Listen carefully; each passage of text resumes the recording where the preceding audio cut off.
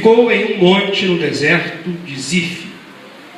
E Saul o buscava todos os dias. Porém, Deus não o entregou na sua mão. Vou ler a primeira linha e a última linha deste versículo. E Davi permaneceu no deserto. Porém, Deus não o entregou na sua mão. Diga amém.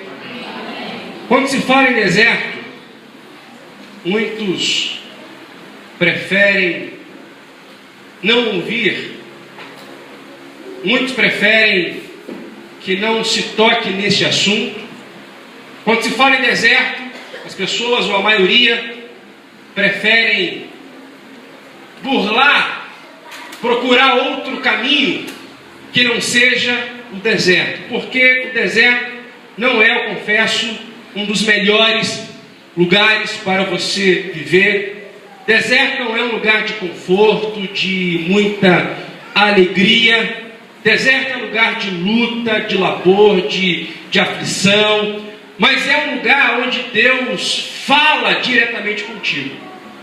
É um lugar onde quem passa por ele ou se joga na dependência de Deus ou vai se perder. Deserto você não vê esperança, não vê expectativa ou perspectiva. Quem está no deserto deseja sair do deserto. Mas o texto que nós lemos é um texto interessante, porque diz que Davi permaneceu no deserto. Não está dizendo Davi saiu do deserto. Então Davi saiu do deserto, conquistou sua vitória, voltou para Jerusalém. Não, ele estava ainda fugindo de Saul. Saul tentando matar Davi, e ele com seu pequeno exército tentando se livrar das mãos daquele homem que queria a sua cabeça. Davi permanece no deserto. E diz o texto que Deus não o entregou na sua mão, nas mãos de Saul. Enquanto Davi esteve na dependência de Deus no deserto, Deus o guardou, o livrou da morte e das garras de Saul. Portanto, quando se fala em deserto, as pessoas querem fugir, porque nós somos humanos, queremos estar numa boa situação. É normal, todo mundo quer uma boa situação, todo mundo prefere não sofrer, todo mundo prefere estar numa melhor situação, mas nem sempre vai ser assim. Nem sempre nós estaremos no alto, no auge. Nem sempre a nossa vida vai estar aí sob os holofotes do sucesso. Às vezes Deus pode te levar para o deserto. Ezequiel capítulo 20 e o verso 10 diz assim: e Deus os tirou da terra do Egito e os levou para o deserto. Quem levou o povo para o deserto foi o próprio Deus. E quando você vai ao deserto, olha, não tenha dúvida, com certeza é Deus te levando para o deserto.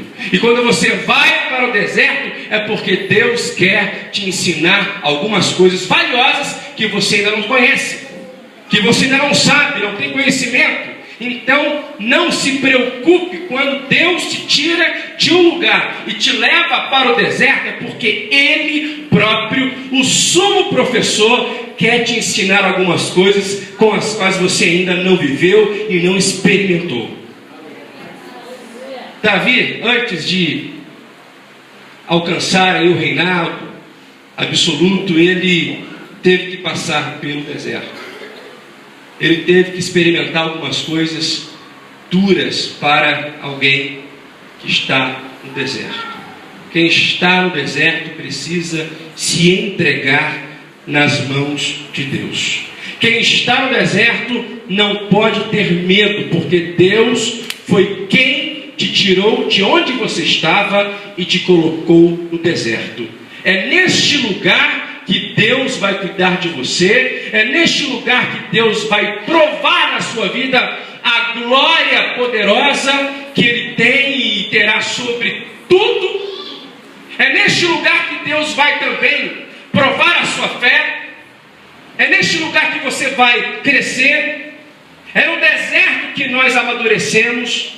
É no deserto que você cresce. Minha gente, quem não passa pelo deserto não vai experimentar os milagres de Deus. Quem não passa pelo deserto não poderá bater no peito: eu vivi sob os cuidados de Deus. Quem não passa pelo deserto não poderá dizer, bater no peito: eu experimentei os milagres de Deus na minha vida. Eu vi o próprio Deus cuidando de mim, levantando a sua mão gloriosa para me estender, me dando água para beber, me alimentando quando estava com fome. Quem passa pelo deserto vai experimentar os milagres de Deus sobre a sua vida, assim como Davi também experimentou. Davi não esteve só, embora estivesse só com gente, Deus estava com Davi, abençoando Davi, guiando Davi, alimentando Davi, levando Davi para o trono de Israel. Mas antes de ocupar o trono de rei, ele teve de passar pelo deserto. É lamentável que algumas pessoas não queiram passar pelo deserto. O deserto não é um caminho opcional. Um dia, se você já não está, um dia terá que passar. Não é opcional. Senhor, olha, eu vou pegar outro caminho. Não há outro caminho.